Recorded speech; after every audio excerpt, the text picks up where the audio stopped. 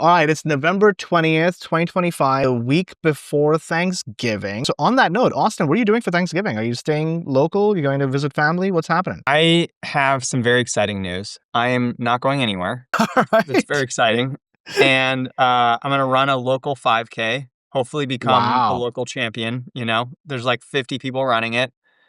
And the reason I said exciting is because the Saturday after Thanksgiving, Yeah. so not the Saturday after, I am running the Taco Bell 50, or meaning the Taco Bell Ultra in DC. Do you know about these? 50K Ultra. We have one person on our team who does these Ultras, and I'm like, how? Oh my God, you must be a beast. That's impressive. It's 30 miles, 9 Taco Bells. You have to eat 9 different Taco Bell items. They're No way! pre-assorted, and there are certain requirements. And you have to bring the wrappers to the finish line to be a finisher. Dude, this is hilarious. What a great piece of marketing on that note. This is Taco Bell is amazing. not sponsoring this. Oh, really? Wait, what? This is what we like to call in the ultra community a fat ass, which is like, it's just a bunch of people showing up and doing a random run together. All right, we got to send this episode to the Taco Bell social media team. Like, what a missed They should opportunity. sponsor it. Like, They should, yeah. It happened a year or two ago. So this is the DC one. They had one in Denver. And it's just like, it's a hilarious, fun way for runners to like go to Taco Bell. It's a little bit of a challenge though. And I'm sure this is not great PR for Taco Bell, but it's like the goal is to like basically not throw up or have anything worse happen. For eating I don't 9 think Taco Bells over the course of 30 miles. Yeah, but that's not related to Taco Bell, right? You could change that for a burrito, you could change that for a pizza, you could change that for a burger, any meal, and you'd still have the same concern. But that's amazing, Austin. That's awesome. All right, good luck. Rooting for you. And on the Thanksgiving note, it's what else is coming up with Thanksgiving? Black Friday and Cyber Monday. And it feels every year it gets like earlier and earlier when people start doing Black Friday deals. I was having this conversation with our VP of marketing yesterday. He was like, hey, Pranav, do you have like really bad ideas about what we can do for Black Friday? And what I said to him is, if you're a B2B brand, please don't do anything for Black Friday. Don't do it. Like, I know you want to do it. I know you want to have fun with it, but just don't do it. So, and then I read this piece of news. This company On Shoes. Are you a big On fan? Or do you? Oh my gosh, we got a lot of Ons in the house. All right, there we go. Okay, so Swiss sneaker company On raises guidance again and says it won't offer Black Friday deals. So this got to my attention from David Herman. David Herman, by the way, if you don't know him, Herman Digital, these guys are Epic, Meta, and other sort of advertisers. Mm-hmm. And this is, he brought this to everyone's attention on his feed. He says, our focus is on premium, full price sales, on innovation, and intersection between performance and design is resonating very strongly with the customer. It's really setting ourselves apart. You see it in the results. We have strong top line growth. And so we don't need to do any sales. Like, isn't that a good story? Wow, I would love to work for a business where they don't really worry about sales. Right? So good. So good. Hey, we're good enough. Don't worry about it. Sign me up, man. Can you imagine being the head of marketing for that? It's beautiful. No pressures on like trying to hit some made up number just because it's Black Friday season. I was thinking about what would be a good deal for Paramark.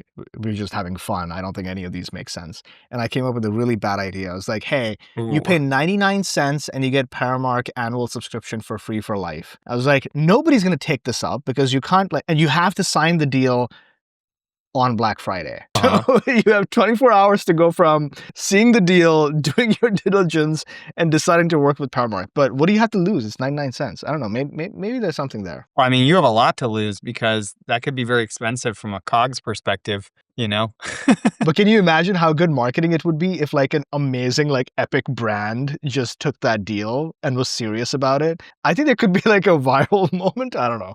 It's a bad idea. Maybe not lifetime. Maybe like a 1-year membership, right?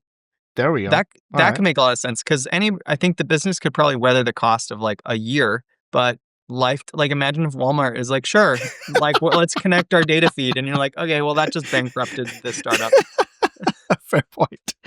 Oh my God. Yeah, we were just having fun think, with this like, idea. Black Friday could be, I'm also like, I don't know why people don't do more in the wild viral marketing. Why not send people into the Black Friday foray and try to convince regular consumers about their software? Like, I want to see more of that content. We saw this a little bit with Ramp where they had Brian basically in an office in the middle of the Flatiron. And obviously there's people who know Ramp and are business folks, but they're also just random people walking by. I'm like, what is going on? I don't know. Totally. I feel like that in the moment, real world marketing, there needs to be more of that. Well, if you think of an idea that we can do for Black Friday, I am all ears. But another thing that's happening, there's a lot of like actually interesting news today or this week. The biggest one, big M&A, Adobe has acquired Semrush for $1.9 billion. And, fun fact, I was part of a startup, Magento, that got acquired by Adobe for, I think, $1.7 billion, like 5 or 6 years Wow. ago. And I remember just, it's obviously a great outcome for the company and what have you. I think Semrush was a public company, so they already had liquidity and not like a startup. But what they said is this is a natural way for us to keep growing in a space that's very important to our existing customers, blah, blah, blah. Every CMO is thinking about how they're showing up in ChatGPT and other platforms. It's really ChatGPT. And Semrush could help boost Adobe's analytics specifically for, AI search responses. So I think their whole strategy is like, we serve the Fortune 500 as Adobe. And here's an acquisition, nice little tuck in, and we can just throw that in for free with all of our Adobe Analytics suite. And hey, there you go. You got brand monitoring and visibility for LLMs, and try to defend against some of these, more modern SEO, AEO players coming out. So your take on, is this a good acquisition, bad acquisition? What do you think? I mean, I guess my first question is like, how good is Semrush on AEO compared to some of these new tools like AirOps and Profound, right?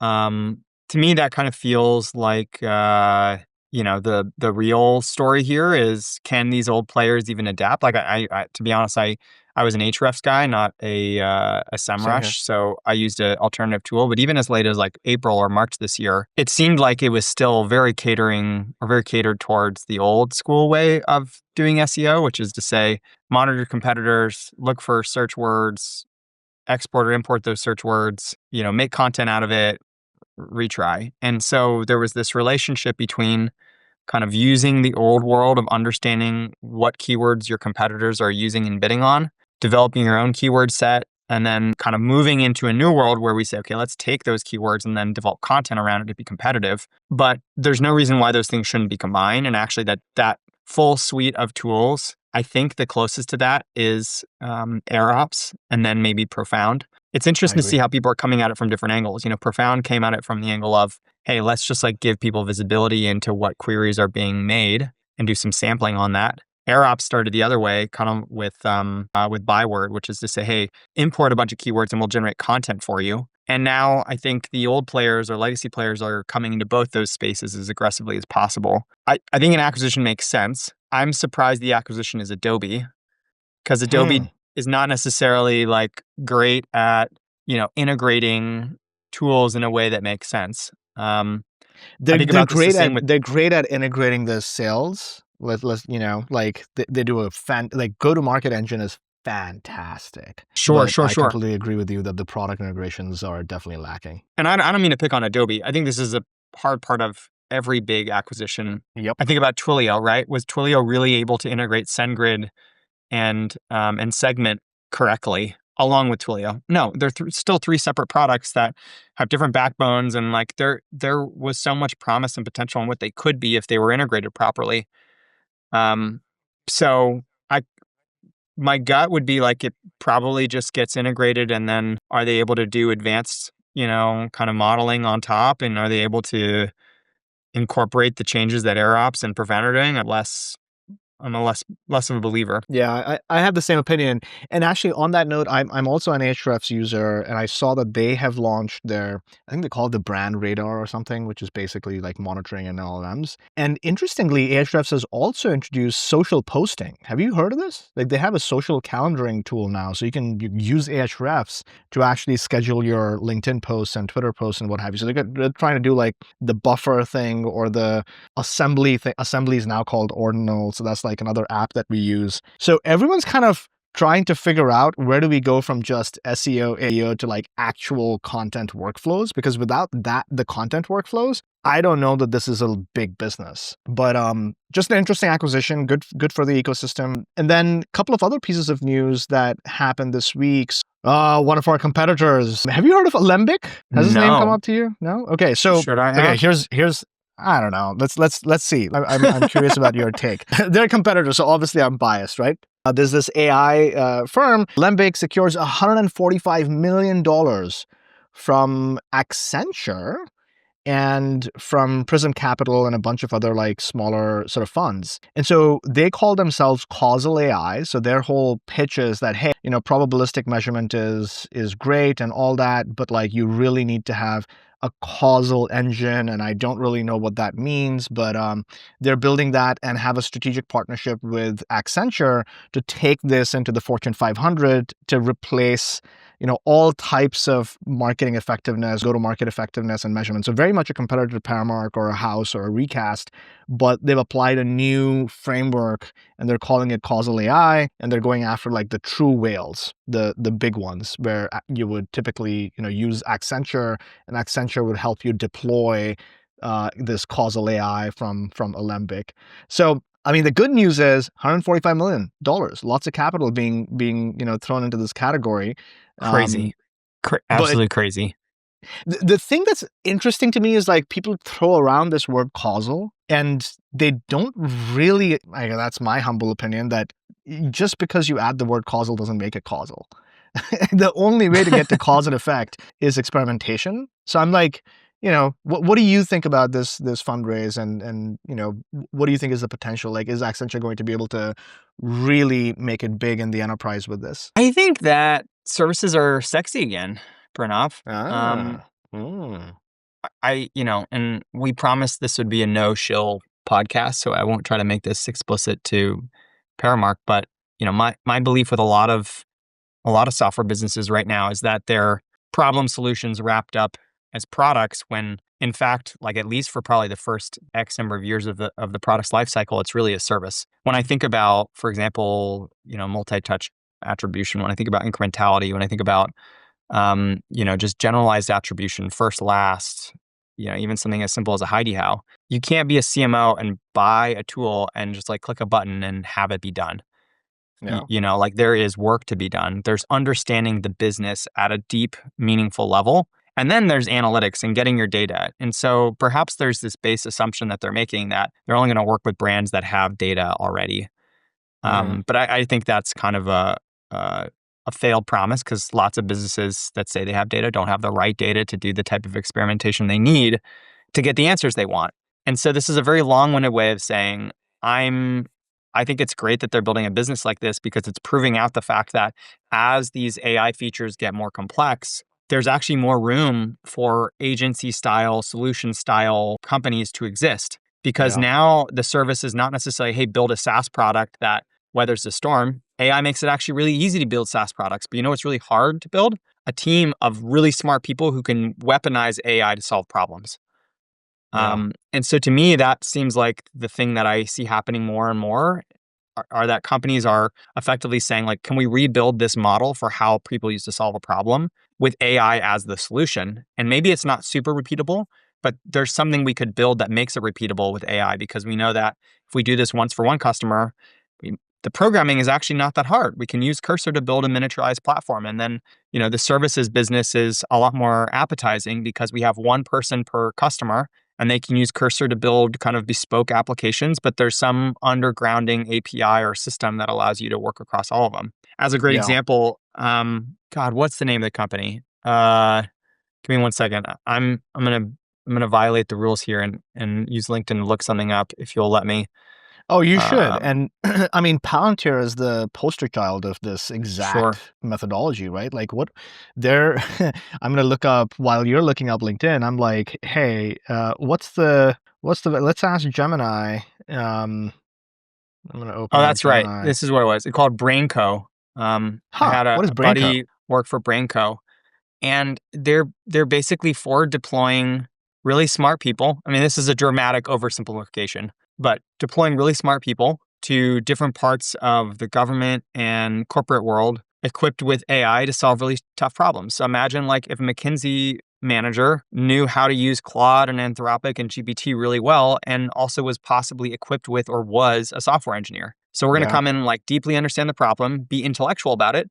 Oh, but hey, like we know software and we know kind of the build process, so we'll build something bespoke for you afterwards. To me, this is like the cool part of AI that's happening is it's like it's destroyed the premise of these agencies. Because before, my understanding of the big three is like, hey, what you're paying for is a reputation, and what you're paying for is intellectual capital. You're saying, hey, these businesses have really smart people. They've hired the best people. They've been in the business of doing smart things for a long time. So there's a reputation of solving problems in a really high quality way. But there was always this kind of miss of like, okay, well, we got to go take that recommendation and build it. And so there was kind of some upper threshold on what you could do. Now, I think that's like change two things. Like one, if you're really, really smart, that might not be good enough. You actually now want to be able to deploy it. And because, tools like Cursor exist, tools like Replit and Level exist, it's now easier than ever to take what you're recommending and put it into a prototype or solution that you could then deploy. We talked about this last week on the podcast with Reforge Build, right? Like imagine, and this still applies to McKinsey. Imagine McKinsey gives every one of their consultants the ability to prototype with Reforge Build. That's certainly compelling, but, there are lots of smart people out there right now trying to build AI tools. Totally. And I just looked it up, right? Palantir, who's probably the biggest sort of poster child of this, their market cap is $400 billion. Oh my God, and their price to earnings ratio is 370 or 390, somewhere like that. It's just wild. And if you think about, what they do, it's effectively what you just described, right? There's solutions really consulting. Smart. Yeah, exactly. And they have a software platform and whatever, but you can't use it if you don't buy their services. And they have like 100%. Really large services contracts. So it's possible. Okay. Well, in other news, something interesting that I saw, I met these guys maybe a year ago, this company called Aentio. And it's a really interesting startup.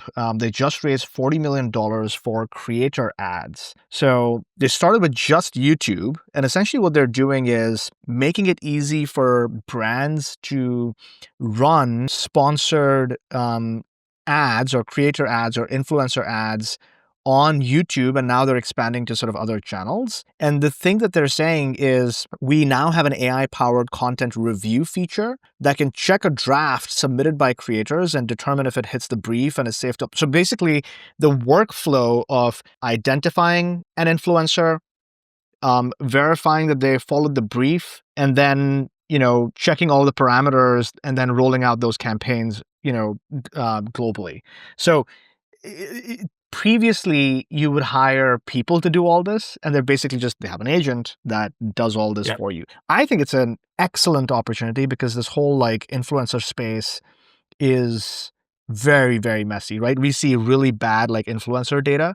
And what I mean by that is like everyone's using spreadsheets and whatnot. And I wish there were more platforms where you could just manage this. And they seem to be doing a good job. This is like kind of a terrifying prospect, but I keep coming back to this. Like we're in the hype era of the influencer, not only for B2C, but I think also it's happening in B2B right now.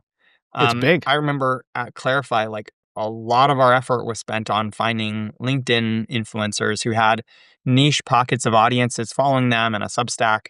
And, but then again, this question of, well, if AI enables these people at some point to automate away their work, like, what is the job of an influencer, right? Basically, the brand is paying for a third party to use AI to create something off an audience. So the only real limitation is just, do you have an audience at all, right? And because normally the brand would just go create the stuff themselves and put it out there. So really, they're just using human faces, real human identities as vehicles to do their own promotion, which is that's the whole purpose of influencing. But, there has always been like this work that has to be done. Like, hey, the influencer still has to do the work for us. Totally. But just like with movie stars, like maybe you don't have to. Maybe you can just say, hey, I've been in 10 movies. Use my likeness and voice for whatever you want. I don't care. Just pay me $1 million. And then the creator doesn't have to do anything. Imagine, for example, a super famous actor, Tom Cruise as an example. Tom Cruise gets approached by, I don't know, Nike to do an ad on the Mission Impossible campaign. And the whole way this works before is like, oh, he's an actor. Actors are influencers. We'll pay you $1 million to do this ad. You'll run on Instagram or whatever. And okay, so there's some work done. The guy's got to show up. And you're paying not only for the work being done, but his reputation and the fact that he is who he is. But now let's scale that down to like a 10,000 person influencer who just, I don't know, ran a marathon and is talking about their adventure. Could like these micro influencers, micro celebrities, Yeah. yeah, it kind of It's confuses gonna my head happen. around like, And no, Austin, you're 100% right, and it's straight from a Black Mirror episode that was literally about this concept of, yep, there were actors who were essentially giving up their rights, right, to their likeness. That stuff is real now. It's kind of wild. And I think it's inevitable that it's going to happen. But, right, you and I are here recording this podcast, and I don't think you and I plan to, delegate this to our virtual avatars and AI any minute, because we enjoy this, right? We like hanging out and we like learning, and the whole idea of this is the human connection and analyzing this stuff together for learning. And I learned from your experiences, you learned from my experiences, just feeding it into a LLM and seeing what the LLM thinks and how the LLM analyzes shit is just not fun, right? That's not how we want to spend our lives. So I think there's going to be a balance. There's going to be a balance. But I'm just saying, what happens if 3 years from now, AI has gotten so good that it can emulate me perfectly and stick to the brand message in a single click? Would you say I wouldn't do it? Imagine a company, just an example, Paramark approaches me. Hey, Austin, you have 10,000 followers. Can we just use you to just do a little paid sponsorship? You don't have to anything. Just say yes and we'll take care of it for you. If that happens at scale, then effectively we've lost control of our culture, because everybody becomes a mouthpiece for something else. And then it's really just a race for eyeballs. Like the people who can monetize their likeness are the people who have followers. So this question is how do you get followers? And there's a little bit of a chicken and the egg problem there of well, you can't get followers unless you create content. And the way you create content is by doing this stuff. Yeah, I envision a world where it's a little more confusing about what comes first. I that's a very interesting scenario and prediction, and I do think that maybe something like that is going to happen, where you do some initial hard work and you bootstrap yourself to an audience, right? And then you monetize the audience through your AI, version of yourself. What I recently also read on this is this was a tweet on my feed. Somebody was saying that 3 years ago, all the YC companies were hyper focused on, scaling email marketing. And so outbound email or whatever, getting really slick and smart about it. Now, all the YC companies are programmatically figuring out how to do video on social. And literally what you just described, right? How do I increase my organic social fame through all the AI tooling? Because that's where the arbitrage has moved. So if you can just grow through that, and if your audience doesn't care, that might be a viable path. That just becomes the way that you grow your brand. Oh, it's dystopian, but it's a potential reality. Yeah, I mean, I feel like we're caught in this space right now in marketing. This is more of a marketing point.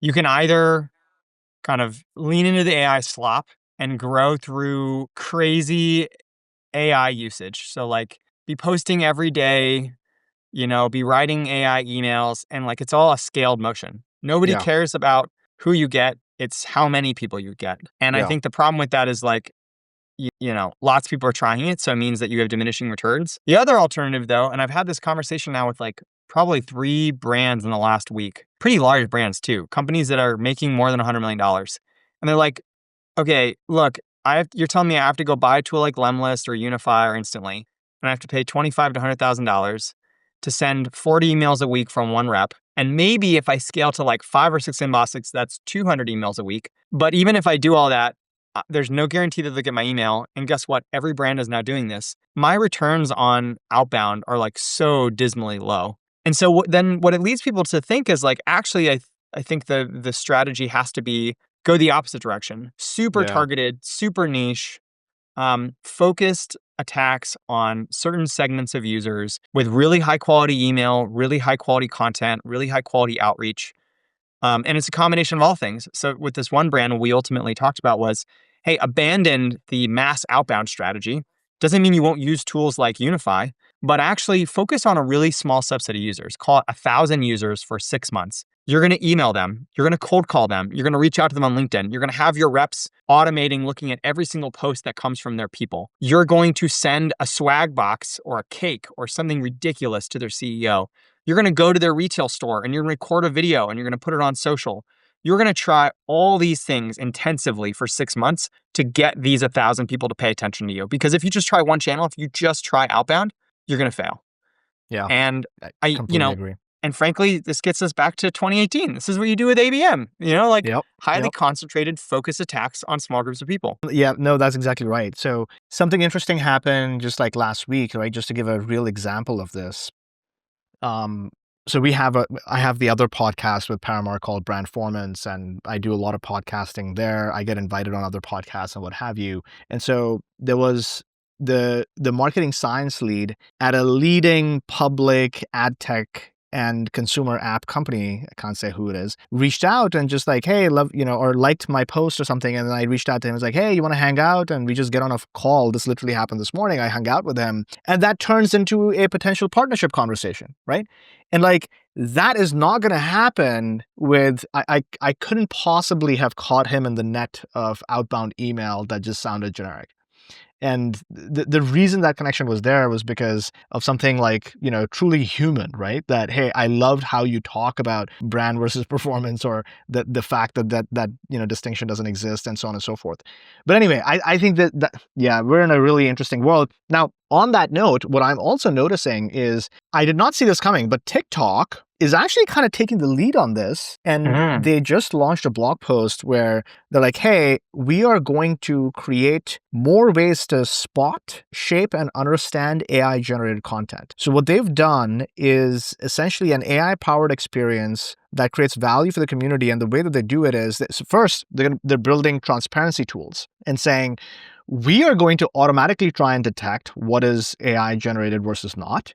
We're also going to give the users the ability to tag stuff as, this is AI or this is real. We're also going to get creators the ability to say this is original content versus this is me using, AI content. And so they're kind of leveling up the game to do all of these. And they've actually, this is interesting, launched a $2 million educational fund for experts to make content about responsible AI. So I don't know if this is just like, PR comm stunt, but like, I think it's a pretty good idea, and investing into, really sort of authenticity, and maybe that's central to their brands. Shout out to them for making a point about it. So next up, what we have to do is build a bot that goes and marks all of our competitors' content as AI to fight the rule regulator.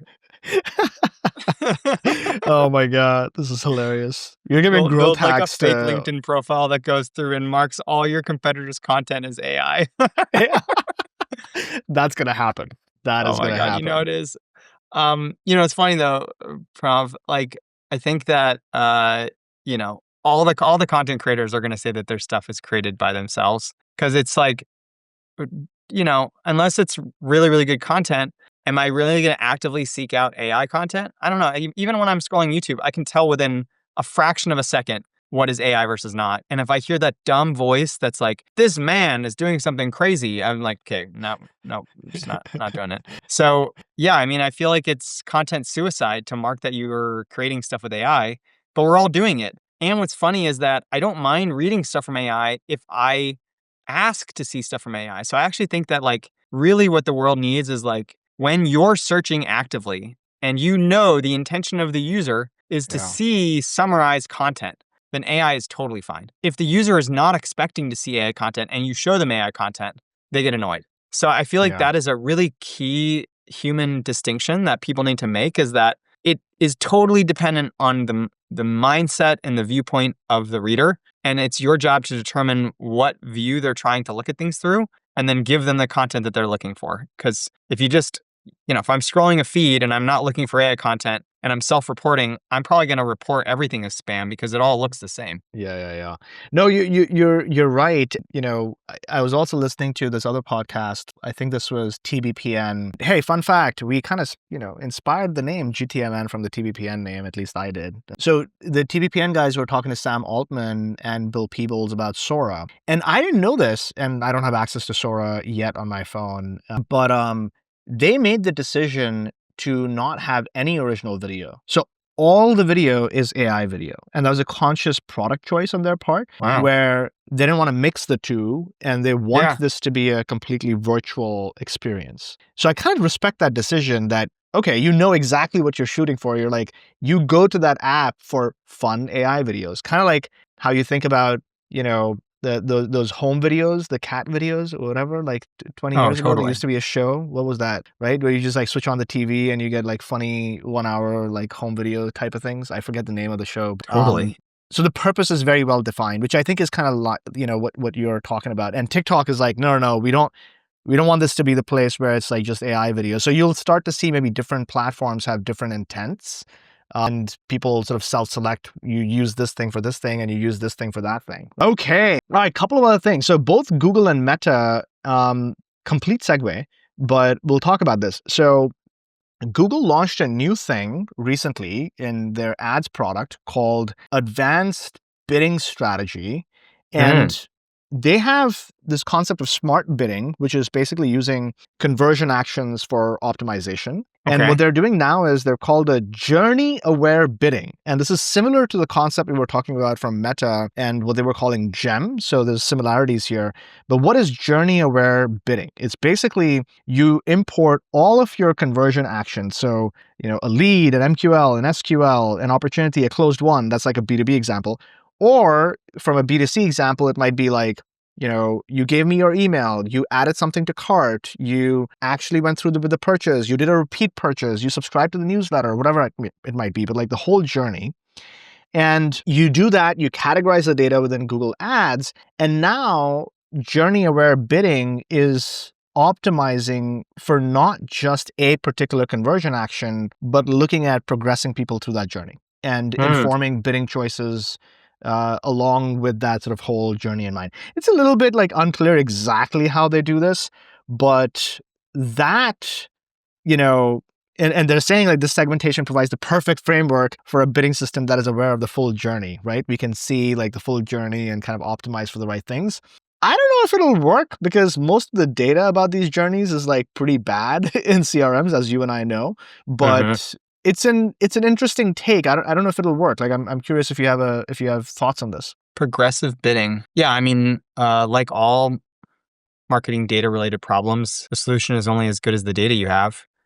And they probably want in a particular format from a particular vendor. And guess what? Everybody uses a different CDP or a different analytics tool. You have just the first layer problem is like, how do we get this data into the right format for Google to even do something with it? Then we have the second order problem, which is now what are they even doing? And this has long been my gripe with both Meta and Google, is that their algorithms are effectively black boxes. You don't really know how it works. You just get results. And so all you can really do is, manage properly what data you send them, which is why there are these emergent platforms that are just really good at sending customer exclusion lists to these vendors. And those are generating huge amounts of volume, of kind of wastage going down. Like there's a company that my buddy from Branch created called Waste Not, which is doing this, where its only job is to say, give us your customer lists, and all we're going to do is make sure every ad platform knows not to target your customers, because that's like the single best way to decrease CAC and save money. And so I kind of think like with this advanced bidding strategy, maybe try it, but what are you going to be able to learn from it if they don't really tell you what's happening? And how do you make choices about how to allocate dollars when you don't really understand how it's working? I'm also just very skeptical of like anything in like a workflow ad unit calling it AI, because AI is effectively just bespoke workflows working together. Tell me what the workflows are doing and maybe I'll buy it.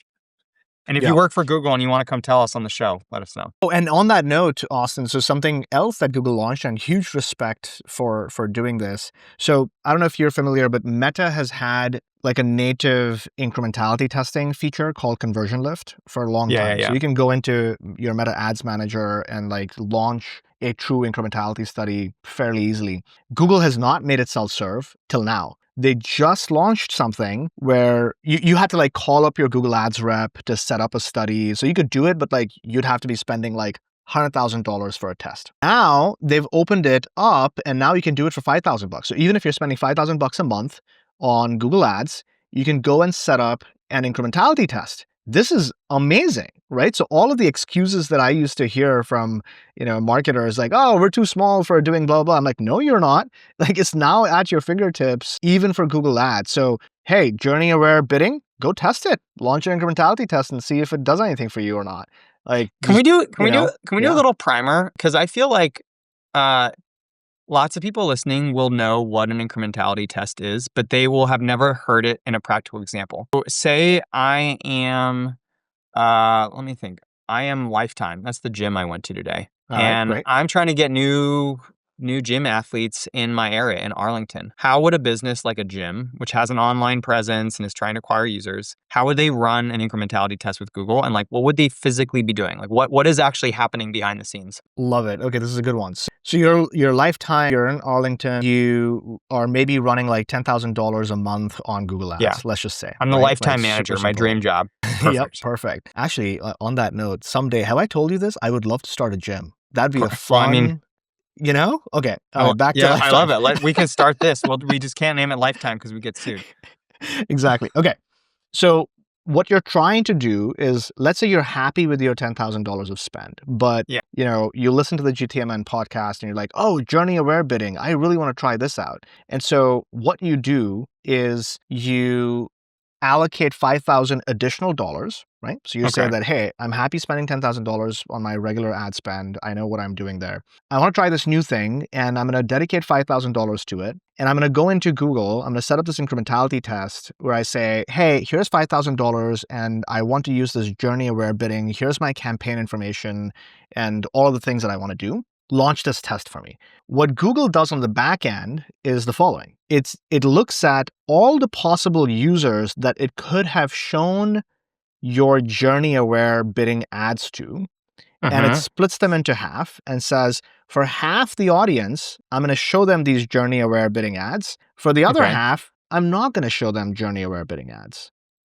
And because I'm Google and I see all of the data, I see every single user, and hopefully you have set up tracking on your website. I also see whether they became a member or not. And we'll get into the nuance of that. I can tell you that, hey, when I showed the ads to half the audience, the conversion to completed subscriptions was 100. And then the audience that I did not show the ads to, the conversion was actually 90. So some of them are still going and converting, even though you're not advertising to them. So the delta, the lift, the conversion lift is that 10. That's what Google is doing for you. Now, where it gets complicated is, if your Lifetime, are you sending in your server-side data for Google to know who converted, who did not convert, right? Because it's possible on what time horizon, Exactly, and the time horizon. Maybe they didn't convert today, like but they'll convert in 6 months. Yep, and that's yeah. Go ahead. I mean, this has long been my, maybe not confusion, but some of my spidey senses about incrementality is that if you don't have enough time, and if you're not good enough at controlling, you don't know what's a confounding factor. Like, did this ad really, is that really the thing responsible for the incremental 10%? Or did we just happen to have a guy standing on the corner with one of those giant signs pointing to Pranav's gym, and we didn't capture that anyway, and that was the thing that drove the 10%?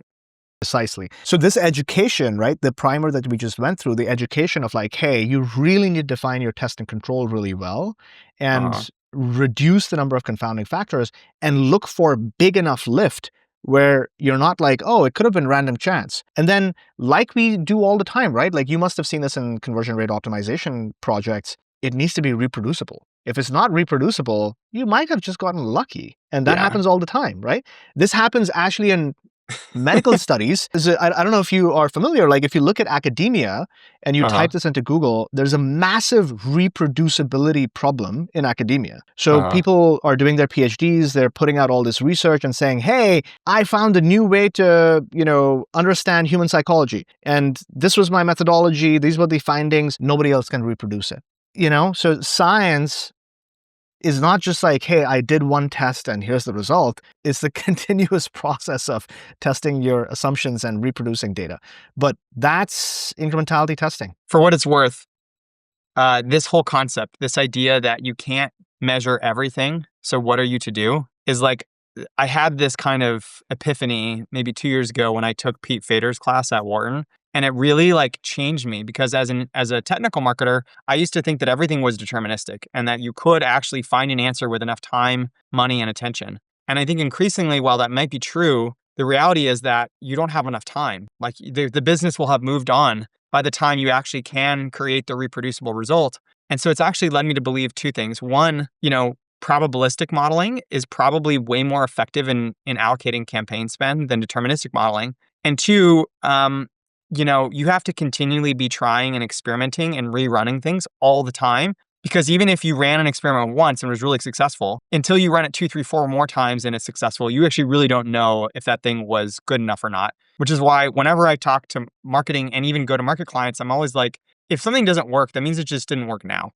And if something worked, that means it just worked now. So you have to keep doing it again and again and again, which is the reason why you need to move fast, which is the reason why you need to invest in tools and process, because if you can't move fast, you might as well just like go do stuff without any knowledge or data because you're accepting that this is random chance anyways. 100%. And one very simplifying factor in my head is if a test is successful, it's usually pretty obvious. Mm-hmm. And what I mean by that is like, it's like your numbers are going up and to the right. Your aggregate numbers and your dashboard should be screaming that something is working really well. When it's hard is when you barely have any lift and you're trying to like look at the data and like try to explain it or like, but maybe this was the positive outcome or maybe that was the positive outcome. Like, no, just go back to the drawing board and try harder.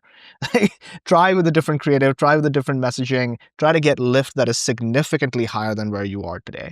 That's where the wins are in marketing rather than like, one little tweak here and there on the edges. 100%. Yeah. Yeah. And especially when you get to scale, like when you're a large organization running many experiments at once, often with systems that are not talking to one another, often with ads that are not incorporating what changes occurred to drive that incremental lift. Again, this is the pessimistic or less optimistic view of the world where I'm like, at some point, these things actually trend towards chaos. And so you can spend all this time, energy, and money trying to be precise about marketing, or you could say, we're never going to have enough data to know definitively. So let's use our best educational guess and move forward. I mean, this came up like a week or two ago, and we might have talked about it, which is like the rise of the hidey how. Like, hey, we're not in a web browser world anymore where you can deterministically track things.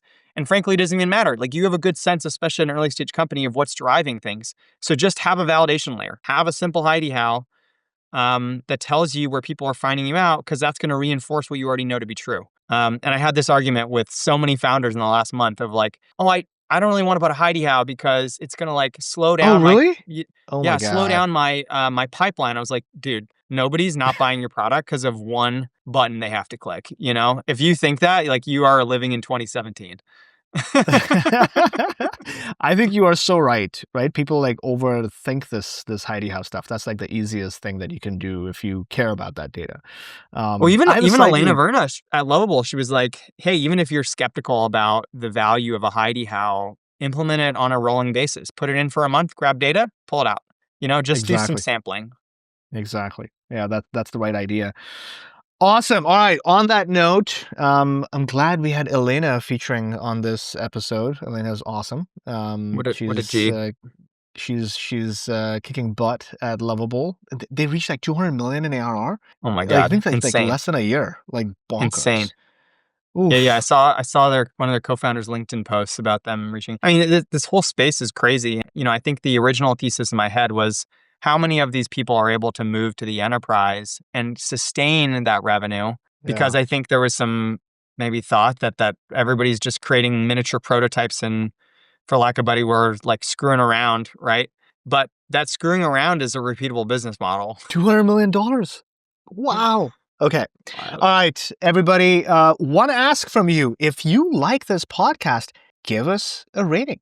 Give us 5 stars wherever you listen. Add a review. Go tell your friends about it. And send us your feedback. You know where to find us. You can find Austin and myself anywhere on LinkedIn.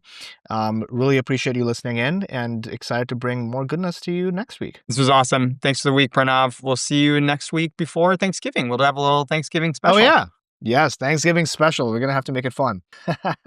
Some turkey involved for sure. We'll figure it out. See you, Austin. All right. See you, Pranav.